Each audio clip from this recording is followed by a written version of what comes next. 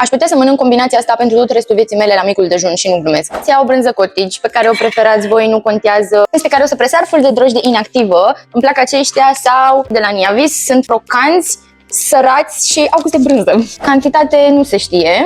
O cantitate cred că ajunge. Brânză parmezan.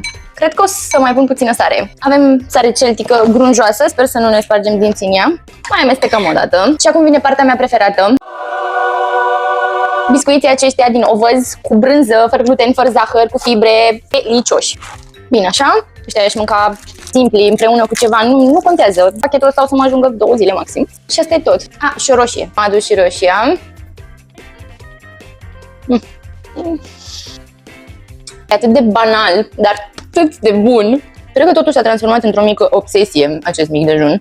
Am deja 2 săptămâni de când îl mănânc în continuu. Așa că nu uitați, brânză cottage, ulei de drojdie inactivă, un pic de sare și biscuiții ăștia. Așa că poftă bună!